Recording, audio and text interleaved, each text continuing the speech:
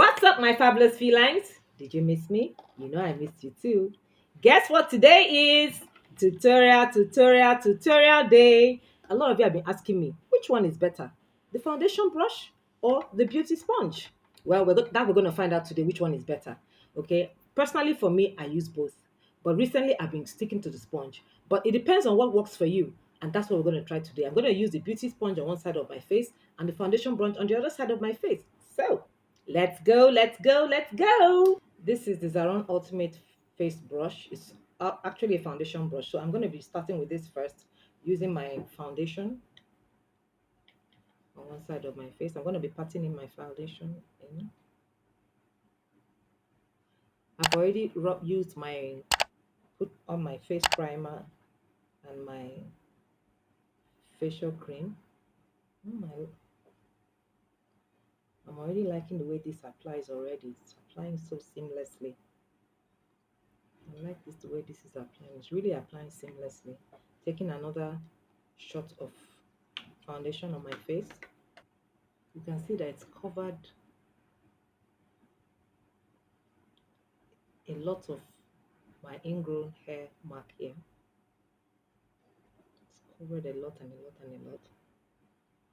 Just look at the way it's blending in so seamlessly. I really like it. It's blending in pretty seamlessly.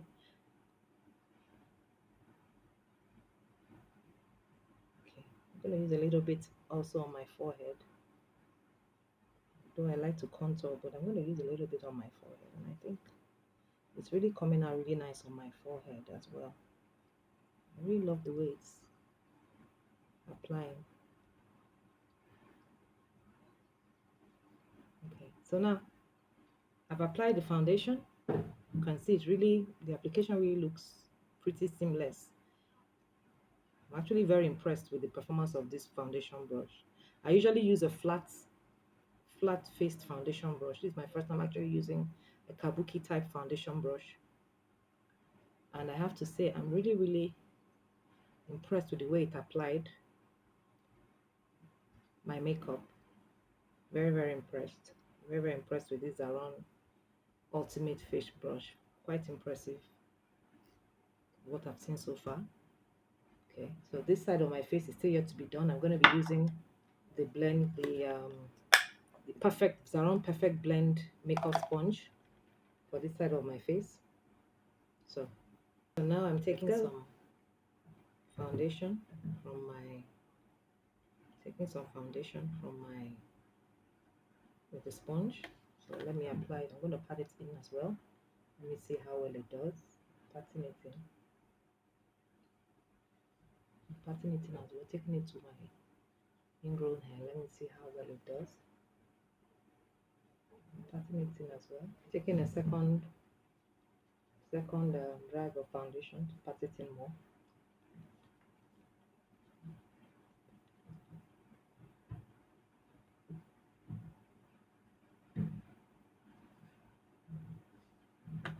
Going up to my forehead. See how well it covers my forehead. I think I took too much for my forehead.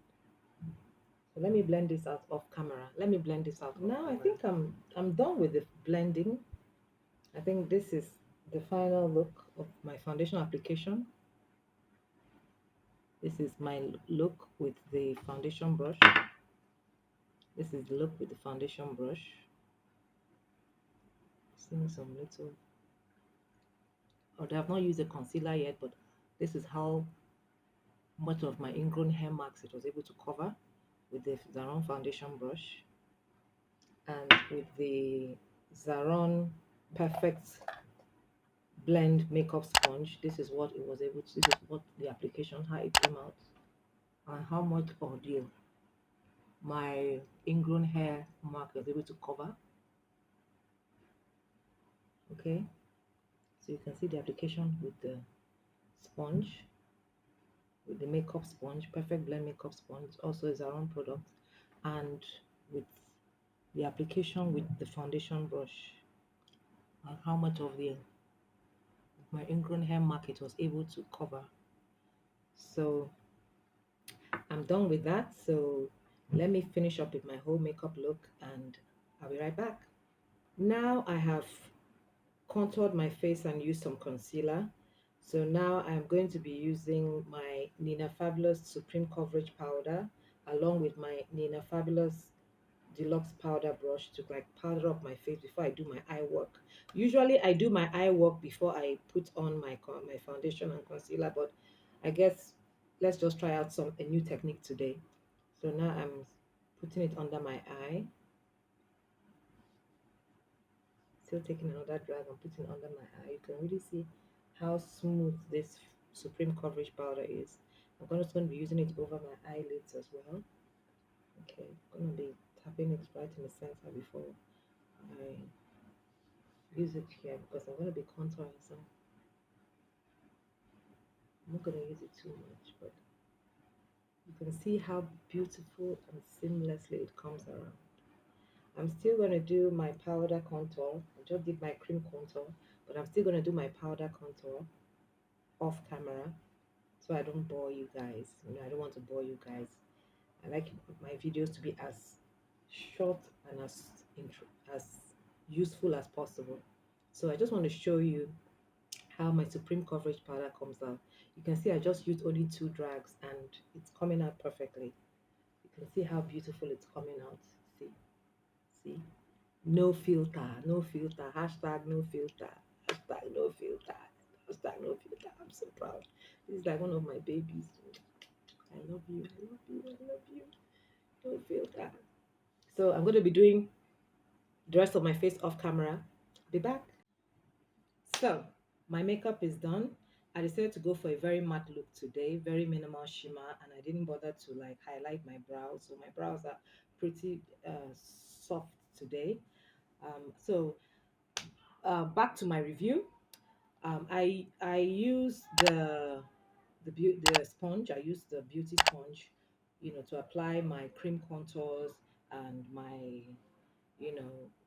blend out my whole foundation look at the beginning. However, I still had to refer back to the foundation brush in kind of like, you know, setting in my concealer properly after using my concealer brush. I really kind of like used it all over to like blending everything, and kind of make it look, really nice as well. So, back in the day before the beauty sponge was created, when I was like, just out of high school, I used to like use this normal sponge, which of course we still see in our powder brushes, our powders, compact powders.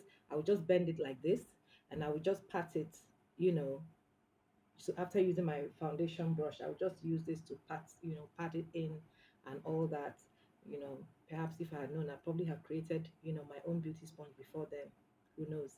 So this is what I used to do back then before the beauty sponge was created. And when the beauty sponge was created, it kind of like, put the foundation brush for a lot of users on the back burner. But my final recommendation is that both are still very relevant. You can't say you want to use one over the other based on what I've been doing in the past and based on what I did today. So I would definitely recommend that if you are a beauty user, still use both the beauty sponge and the foundation brush to get the look that I just created.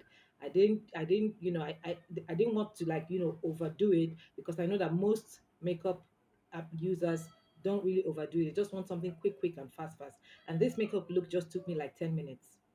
Yeah, literally it took me like 10 minutes to create. It didn't really take me 12 minutes. It took me like 10, 12 minutes. So I think every woman who does makeup can afford to spare 10, 12, max 15 minutes max out of your time to use, to apply your makeup. So, and it's definitely something I recommend for everybody to use. So I hope you like my tutorial today.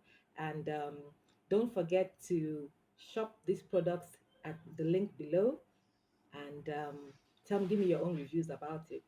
So until next time, stay safe, like, share, subscribe. I love you all. Take care. Bye.